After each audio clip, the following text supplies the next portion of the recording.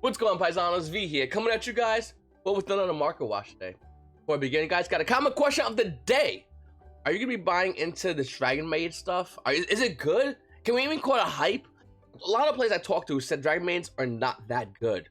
But what we have here is going second place in a Japanese T-Era Cup, 41 players, and 41 player event in Japan. I mean, can we say they're bad? And maybe is this a fluke? Once again, comment down below. Let me know what you guys think about Dragon Maidens. And of course, with the upcoming Yu-Gi-Oh Day, with all this stuff going on for Mystic Fighters, it's gonna be a pretty crazy event. And I wouldn't be surprised if a lot of Yu-Gi-Oh players could buy it just for the memes, or they're gonna buy it to go, this is a meta deck, and be ready for it. Guys, before I begin with the rest of the market watch, please make sure to subscribe, comment down below, answer the comment question of the day, as well as let me know what you're playing on the meta. I also have a new tier meta video coming out later on today. Got a lot of things happening. And if you want to stay around for it, hit the subscribe button, hit the like button, and if you want to support the channel, click the description down for TCG Player, add it to your bookmark bar, so whenever you buy a TCG Player, a certain percentage of that from TCG Player gives to the channel. Helps me out a lot with just buying more cards from feeding my addiction. Anyway, looking at Mystic Fighters, we don't have any singles up yet, but we're seeing the booster boxes starting to be listed online. They're about 62. They'll probably go down a lot in value, to be honest with you. And we got other stuff like Melodious stuff. So this is a really good deck core that just got Link rain support. I don't know if they're going to be good or not, to be honest with you. But a lot of Melodious stuff is found in Star Pack Arc V. The Bloom Diva originally came out in Cross Souls. A lot of it is like dollar binded to quarter box special kind of stuff. It's really cheap and really inexpensive. You can even buy boxes of Arc V. I mean, it's like 42 bucks for Arc V. It's not even worth it, but I mean, you can probably get it on your locals that try to fire sell it. I know a lot of places are trying to fire sell these boxes. There's another Star Pack box that was also being fire sold besides Arc V. I think I'm a little bit confused on that one. It's Arc V. Is it Battle Royale? I think that was yeah. Okay, the latest one is Battle Royale. This is another one. It's like 30 bucks. You can probably go on eBay and get it for even cheaper. Got a bunch of other cards here as well. Some of it's pretty nifty stuff. You know, with the Starter Pack boxes, I like them, but like I'm not crazy about them, but they're nice. You know what I'm saying? It's like they do have good value, but not. It's never like a Star Pack box comes out and it's immediate value. I think the only one we kind of had that one was with Torque a long time ago, but now with all these Star Pack boxes, we'll see value in the long term. Anyway, that's for another video to talk about. But another card that you might want to consider with the Dragon Maid, once again got second place here in the T-Era Cup in the OCG deck list, is Return of the Dragon Lords. This card is relatively cheap right now. Got a $3 market price of $4 price point for secret rares. The super rares are about $2, and the commons, they're also about $2 for common versions of Return of the Dragon Lords. The OCG deck has only played one of them, but it's just something for consideration. Then we have Reptilians. Once again, another deck core, another legacy archetype getting support with the new Link Reigns card, which is kind of cool to see. So once again, if you want to buy some Reptilian stuff, it's all dirt cheap. Minus that one spell card. Is it even on here?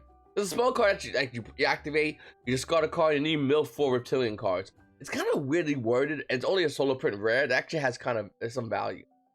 Let's see what we got here. We got Predaprant Tri-Fi Overatum. That's actually how we say the name. I like to call it Tryhard. When the card first came out, it had actually a really high price point. And now we're seeing it with a market price of roughly around $6 and a stabilized price point of roughly around $6 for this card. If you don't have one, you might want to consider picking it up. It's only $6. It's still a really good card. And it's still probably at 3. Recently reprinted in Dual Devastator. Why not grab this card for $6? Sure. We also have Galactic Cyclone, a card which saw some play and then just got blown away by Cosmic Cyclone. But this card's really good. I feel like with control decks, one of the biggest weaknesses with control decks is, in order to maintain control in the field, you want to have cards, like we'll talk about specifically like Ultra guys, that want to be face up on the field. Oh, you look at Guru Control, they want to have their field spell face up on the field. Well, what Galaxy Cyclone is, you activate this card, you target a set card, you pop it, and the turn, while it's in the graveyard, besides the turn it was sent to the graveyard, you can banish this card from your graveyard, target one face up spell and truck on the field, and destroy it. So this card against like control, especially decks that run, they're going to be 1. And you fear they're going to be 1, this is actually, I think this is a better card, because what you can do is you get more value from your field removal, with your spell trap removal. With Cosmic Cyclone, you pay some life points, you get rid of the card. Cool. With Galaxy Cyclone, you just target a face-on card, you pop it, and the next turn, you banish it, and you pop a face-up card. Also really good against Orcus decks, because what happens is they have a set Orcus Crescendo, you're going to activate Cyclone, you're going to bait it out, and then next turn, when you get the field spell, you just remove Cyclone, and you just pop the card. So, I kind of like this card a lot for that. I think it's a very good card and a highly underrated card. Market price of the card currently is roughly around $3. Near mint is also about $6 for first edition versions, are also about almost the $7 for this card. If you want a cheaper version, it got reprinted all over the place. It does have a Mega Edition version, which is roughly around $4 to $5. It does have gold, but just get the commons better. Commons roughly around $1, almost $2 for the common version of Galaxy Cyclone. Up next, guys, we have KONAMI, going down in value, but still maintaining a high price point. Market price showing the original version of the dual power version to be about $8. I haven't slept that all last night, by the way. Been shuffling cards the whole night. Near mint version is roughly around $10. You got other versions of this card as well. You got the original Print Millennium Pack, which is still relatively high at $14, where the market price should be about $10.50. You got the secret version being around $10 to $11, then quickly goes up to $13. Where the market price should be about $9. This card is high all over the place, and to be honest with you, it's just not worth it.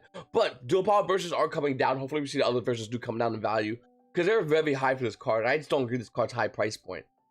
Then we have Lost Art promotion cards. So, with the new Lost Art stuff coming out soon, Konami's gearing a lot of players up to go back to locals and to go grab those Lost Art cards. I think it was a bad idea to make OT Sound Judgment and OTS Tournament Pack 12 and then make a Lost Art version, because you get players who are like, okay, do I need to spend 30 and get a Lost Art? Or do I just grab the OT Exodia? OT Exodia be gorgeous, but OT Solemn Judgment, and is that the better version to buy? Well, obviously the OT is the better version. Lost Art's for collectors, OT's for competitive, and for collectors. See what happened right there? So I'm not a big fan of Solemn Judgment being done that way. I do think Solemn Judgment as a Lost Art promo card will lower the value of Solemn Judgments, because it's kind of high in value, as we pointed out in our previous market watch. But nevertheless, it's still not worth it. Looking at Lost Art promotions currently right now, we have Lost Art versions of Monster Reborn being the highest valued at an $18 price point, excluding all the Japanese versions. It's actually down to about $15 for the Lost Arts Monster Reborn, which is actually a really good price point to go in and grab this card if you don't have it. We have Exodia, which is about $9 to $10. I mean, not too shabby. We have Skildred, which had a high price point. It's under $9. You know, under its $9 market price. Then you got the Exodia price being around $4 to $5 respectively.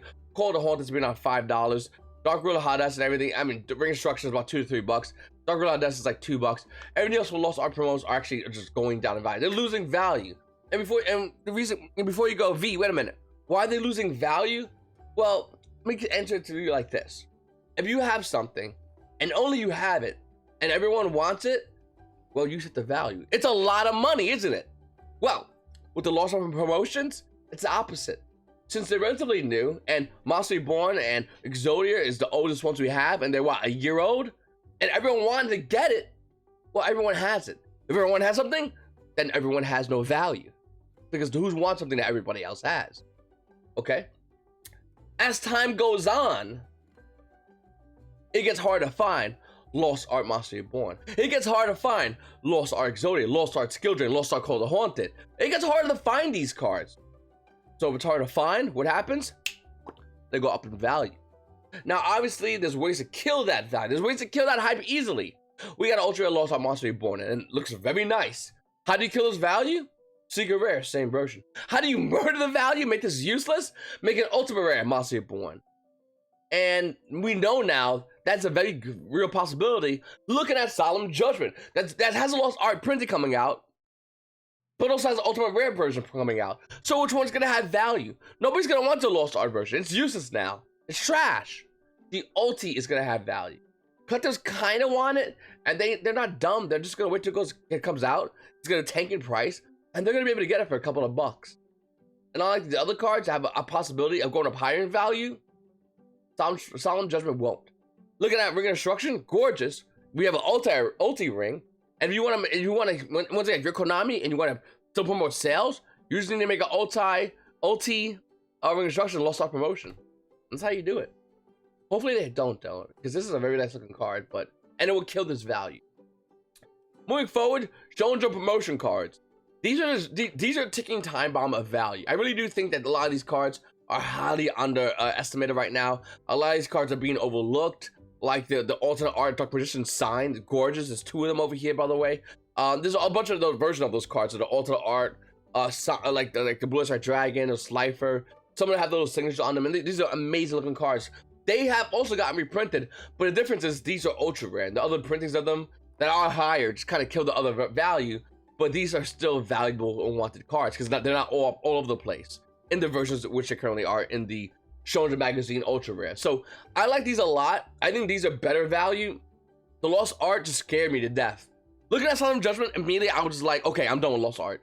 I'm personally done with Lost Art because I like them, but if you make an Ultimate Monster Reborn, Lost Art version of the Monster Reborn with the Ankh, well, why would you care about the Ultra Rare? Not really. Even if you have it still in the plastic, it's trash compared to the Ultra Rare. So I don't know. I'm not a big fan of it. Up next we have 5 Formation Tanky Astra Pack 3 with a $62 market price. It's 48 bucks. I mean, after that it's 48, 49. It goes up to 56 to 57. It gets up there. But right now, 5 Formation Tanky Ultimate Rare is relatively cheap. And I don't really know why. I mean, it's used in, you know, that Orcus deck that uses Lunar Lights. Pretty good. But I think it has great future potential. And what we see now is, when we get January, the ban list, when Orcus finally dies, and maybe even Lunalight Orcus dies, what we're going to see is this card value go down more in value. So keep an eye on this card. Up next, we have Into the Void from Battle's Legend / Revenge. The price point is almost at $13, and it's about 12 bucks. And this card's going down in value as well. Just throwing it out there. I just want to be honest with you guys. There's a lot of value all over the place. There's a lot of versions. They're relatively high, and I think Into the Void, I'm clicking view a version, I'm getting nothing. Anyway, I'm thinking this website, man. I'm thinking Into the Void. It's just not maintaining a high price point. I know a lot of people are excited to use it, and it's a good card, but yeah, not $13 each good. Then we have Mathematician. With $6 market price, the value actually is way high. It's about 11. First version is almost there, about $12 for Mathman, as everyone calls him. Okay, this value is not worth it. Not only is this value not worth it, what deck uses Mathman? Pure Orcus. And nothing else. The thing about this is, we all know, it's common knowledge that Pure Orcus will most likely be dead by the January ban list. It's pretty obvious that's going to happen. Well, if that's going to happen, this card's not going to maintain a high price point. So, what I recommend for everybody out there that holds these, use the commons, sell the secret rares. Literally, the commons do the same exact thing, but they're not $12 to $13 to $14 each. Unload those, save that money. Another thing I've been doing a lot lately is whenever I sell something, I'll put some of it to TCG Player Store credit. I'll just leave it there. I currently have about like 100 and change on TCG Player for store credit, and that's exactly where I want it. I don't want to touch it. I just want it right there because I think that's something that you can always go back to later on and just use to buy cards you want. Just don't need it right now. I could beautify my decks, or I could just leave the money there and use it when a new set comes out, so I don't have to spend cash now. Sell things you don't need. Don't want to store credit. A cool thing I saw with the Magic Gathering community that really blew my mind. I mean, just blew my mind. There was a guy that would come to the locals and he would sit there and trade with people, and he would literally say, "Hey, what card do you want?" Well, and people go, "Well, what do you have?" He go, "Literally, I have anything literally you want. Give me the value you want to pay for it, and we'll work it out." And what he would do is he would go on his phone. He also had a tablet, but mostly a phone. I would see him do it. And he would go, "Okay, you want X, and Y? I'll send them to your house. I'll order right now, send them to your house. Done. Trade me that card, and I'll send you these cards." And he would do that constantly. That's kind of cool to see, actually. And I wouldn't be surprised if that slowly makes its way into Yu-Gi-Oh! But in future traders, you can be like, I'll just go on my phone and trade to you. Something that was a little food for thought. Anyway, up next, guys, we have Dark Lord. It's another deck card that's insanely cheap right now. Ixcho used to be like the money card. It's $3. $3. Under its $4 market price if you don't want to include shipping. If you already have shipping taken care of. But that's the most expensive card for Dark Lords. I mean, yeah, you got higher versions like Superbia and Zerato, sure. But realistically, Destiny Soldier Dark Lords, yeah, $3 is the most expensive version. This is a dead cheap deck card that I highly recommend you guys pick up. Then we have Honest. Now, First Edition Honest is insanely high in price. But looking at Honest for Unlimited, that's a whole different story. Honest Unlimited has a current market price. Honest right now has a market price of $38. Unlimited, like you play Unlimited, Honest is about $26. In fact, ready for it? You got 26. The next one over here is 27, and then 29, and it quickly goes 34. The price quickly jumps. So if you want a Ghost Rare card, Unlimited, I'm dead serious, you should probably pick up Honest. It's a really good card. It sees meta play, collectors love it, came out in Light Destruction, which is an amazing set, very notable. And for Unlimited Ghost Rares, that's going to be the next thing. The next wave that collectors, the future collectors are going to be wanting to get involved in, is going to be Unlimited Ghost Rares. When First Edition has insanely high price points and they're hard to get, Where are you gonna go next? Damage positions? No. Moderate played? Why? Lightly played unlimited will be the next future ghost rares that we'll start seeing buys from. I'm very confident about this, and I highly recommend if you don't have any ghost rares but you want to start collecting, Honest Lightly Played is a very good price point to start collecting from. Then we have Thunder King Ryo, Pearl Pack Booster 8 Ultimate Rare with a $37 market price. Yeah, I mean, we got a place over here for about $33, $34 if you want to round up, and then it goes up to $44.50. So if you want Thunder King Ryo at a little cheaper price, that's probably the best you're gonna get it as. It's a really nice card. She's almost no play, but it looks really good. It's one of those Ultimate Rares, though, I will say, and you can kind of see in the picture, but the middle, you can see the line almost in the picture, especially if you go on and look it up. Use my link down below, but the middle of Ultimate Rare Thunder King Ryo is so weak. It's like paper weak. But for those who want high rarity things of Rarity Gentleman of the Night, well, there it is right there. Kind of cheap, and then it quickly goes up to high price points. Then we have Sky Striker Ace Suzuku. Why is this card worth anything? Sky Striker Ace Suzuku has a $30 price point, a market price, I'm sorry, market price, but its price point is $36. Why, Striker players? Why? I don't understand why this card's so high in value. I would expect this card to be actually tanking in value, but it's a complete opposite. Now, I will say this is a beautiful looking Ultimate Rare. I love how the Ultra Rare letterings look in the Ultimate Rare. KONAMI did a phenomenal job on Sky Striker Ace Suzuku. 100% phenomenal, great job. But Strikers? Really? I don't know, maybe I'm trying to be, I mean, I might be too naive. But, yeah, this definitely does not recommend, it does not have to be this price point. Moving forward, Max C. Do you have yours yet? Now, ban list is coming up in about, we're going to ban speculation in about a month, okay? Month and a half, we'll have a ban list. Will we get Max C? I think we'll have Max C by National. It's only a question of what we're going to get first. Are we going to get Max C first? Are we going to get Harpy's Featherduster? Or are we getting both? I think it's kind of silly to say we're getting neither at this point. It's pretty obvious we're going to get these cards. In fact, not only this card, I'm not even talking about the other card, my secret, super secret spicy card, my super secret spicy tech card, but Vanny's Emptiness, they have it in the OCG, and we don't have it. You think we'll get that card too? I think so as well. And maybe I'm wrong. Maybe I'm wrong about all these cards. Maybe we won't get Max C. Maybe we won't get Harpy's Featherduster. And maybe we definitely will not get Vanny's Emptiness V. You're crazy. Maybe we won't get these. That's fine. But if you don't speculate on these cards, when they do come out, once again, I think it's inevitable how much you're paying for them.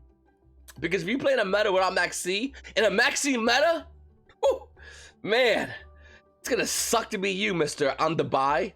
I'm just throwing it out there, Paisanos, because I think, even if you don't believe me, what's it to you to not go and grab these cards and trade for them? What's it to you not go and buy these cards? I'm not saying you don't have to spend the money. You can always trade. YuGiOh is a trading card game. But seriously, why not? Harpy's Featherduster, Max C, and Vanny's Emptiness. You can ignore me, but then you'll be the one buying from me when I sell my extras, and I have a plentiful amount of extras of these cards. I'm just throwing it out there, Paisanos. I'm looking out for you guys. I'm throwing it out to you. Okay, this is what I'm doing. I just recommend it to you. That's it. You go only in the bottom of the description. This is unlicensed, unprofessional YuGiOh market advice. I totally accept that. But I really do think you need to get on top of this today. Because why? Who's looking at Max C? Who's looking at Harpy's Featherduster? And who's looking at Vanny's Emptiness? Exactly. Nobody. Know what everyone's looking at? Dragon Maidens. OTS on Pack 12, the little playmat, the YuGiOh charity event, the Washington, California for only Californians because everyone else in the country we're not going to pay a exorbitant amount of flights to California. KONAMI, get out of California. We're done with this. I'm just saying, we got other cards we could talk about, Paisanos. And these three right here, everyone's going to ignore them. Maybe next month they'll get excited about them. Sure, because banless season. But right now, when nobody's looking at it, nobody's even talking about banless season, that's why I recommend you should go in and grab these. Once again, maybe I'm wrong. Maybe we'll never get Max C off the ban list. Sure. Even Premium Gold Max is going to be valued. God, I hope I'm wrong about that one. Okay, moving forward, we also have Silent Graveyard. This is a great card. It was actually used by a guy who won the Brooklyn Regionals, and he made a great point. The minute he said that, I was instantly sold, and I really like that. Silent Graveyard's effect says it's a quickly spell. Discard one card. Effects that activate in the graveyard this turn are negated. It's a Abyss Dweller. It's a Abyss Dweller. That's it. It's a really good card. I think any deck is going first in game 2 and game 3. I highly recommend you sign this in. If you're going first and you can make a Abyss Dweller, if you're going first, you can make a good enough board because whatever reason, you got Silent Graveyard. And against matches like Orcus, they pass. It's just as good, if not better than Lancia. So I think Silent Grave is a great card. He was an ultra rare and dual deficit. The highest version is in dual deficit, and it's a nickel. You got pocket change? Get a playset. You might see this card more in the future. Anyway, it's your boy V. I really appreciate you guys watching my videos. Please make sure to subscribe button. I got a tier list video coming out today. I'm really excited about this meta. I got a lot of good things happening. Also, if you guys want to hear in my podcast, I just recently recorded a podcast, a little short 10-minute podcast. It's on iTunes. Links will be below for all that as well. And they might be on the channel page or down below somewhere here. But yeah, I uploaded another episode of my podcast talking about how gangster KONAMI is. And if you guys want to hear about that, definitely check out the podcast. It's like I said, it's 10 minutes. I'm trying to do longer ones. I'm trying to actually move the platform and try to get a better setup for podcast. But as it stands right now, I have it where I have it. And yeah, definitely check that out. I'm looking to do more of those moving in the future. If you guys want to follow me on Instagram, check me out. I posted the YuGiOh Day playmat for both the charity event as well as the YuGiOh Day event with the Mystic Fighters that KONAMI's going to be doing soon. So that's going to be a thing with Dragonmaid. So keep an eye out for that on my Instagram. Check that out below. And once again, guys, like I said, the reason I'm slurring a lot is because I didn't get much sleep last night. I woke up like 2 in the morning, couldn't sleep, and want to talk about YuGiOh. How was your night going? And how's your day going? And you paisanos, for the rest of your day, you paisanos have a great one.